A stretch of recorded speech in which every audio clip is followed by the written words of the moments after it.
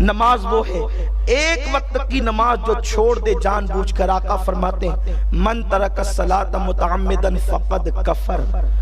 حدیث کے لغوی معنی یہی ہے کہ جس نے ایک وقت کی نماز جان بوجھ کر چھوڑ دیا وہ کافر ہو گیا. وہ کافر ہو گیا.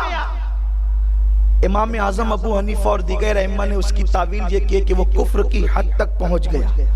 لیکن بعد میں آ کر وہ لوگ بھی اسی منزل پر پہنچے کہ جو نماز میں سستی کرتا ہے جب مرے گا تو کافر ہو کر مرے گا. نماز میں غفلت کرنے والا کافر ہو کر مرے گا.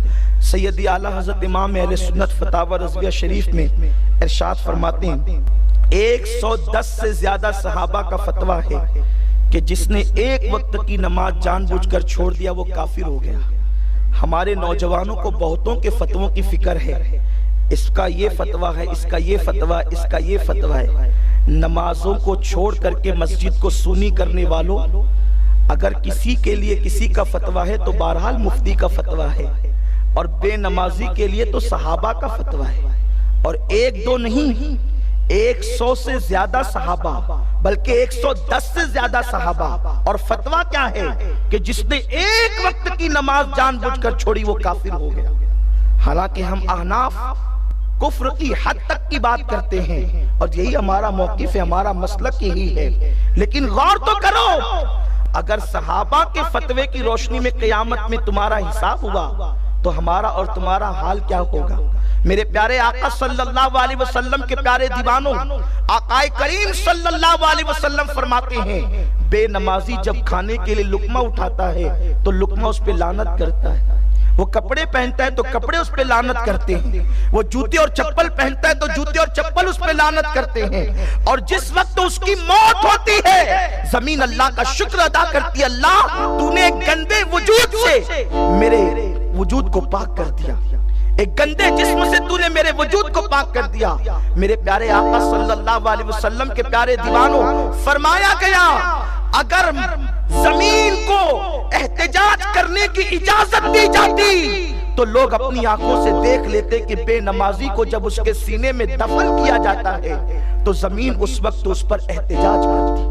امام المتکلمین مولانا نقی علی خان رحمۃ اللہ علیہ فرماتے ہیں کہ بعض شواف علماء نے یہ فتویٰ دیا ہے کہ جب بے نمازی مر جائے تو اونٹ کے کوہان کی طرح اس کی قبر نہ بناؤ, بلکہ اس کی قبر کو زمین کے برابر کر دو تاکہ لوگوں کو پتا چلے کہ بے نمازی کا انجام کیا ہے. میرے پیارے آقا صلی اللہ علیہ وسلم کے پیارے دیوانوں, سرکار غوث الاعظم دستگیر رضی اللہ تعالیٰ عنہ فرماتے ہیں کہ جس نے ایک وقت کی نماز جان بوجھ کر چھوڑ دی وہ کافر ہو گیا.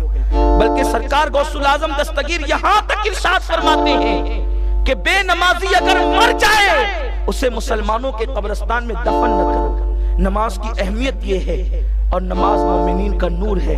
لیکن یہ ساری چیزیں سن کر کے ہم نمازی تو بن جاتے ہیں, اور نماز پڑھنے والا جب نماز پڑھتا ہے تو نماز کے بارے میں قرآن, نمازی کے بارے میں قرآن کہتا ہے ان الصلاۃ تنہا عن الفحشاء والمنکر, بے شک نماز ہر برائی اور بے حیائی سے روک لیتی ہے.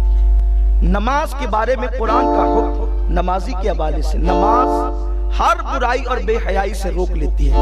لیکن ہم آج دیکھتے ہیں سارا فراڈ جتنا زیادہ نمازی کر رہا ہے وہ شاید ہی کوئی اور کرے. مسجد سے باہر نکلے جھوٹ بولتے ہیں, غیبت کرتے ہیں, فساد پھیلاتے ہیں, زنا کرتے ہیں, چوری کرتے ہیں, گویا کہ نماز پڑھ کر بھی ہم برائی کے اندر مبتلا ہیں. آقا کریم صلی اللہ علیہ وسلم کی ایک حدیث پاک, آقا کریم صلی اللہ علیہ وسلم فرماتے ہیں جس کی نماز اسے گناہوں سے نہ روکے گی اس کی نماز اس بندے کو اللہ سے دور کر دے گی.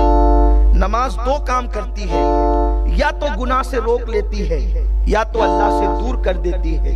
اب جس کی نماز نے اس کو گناہ سے روک لیا گویا کہ وہ نمازی کامیاب ہے اور وہ اللہ کے قریب ہو گیا.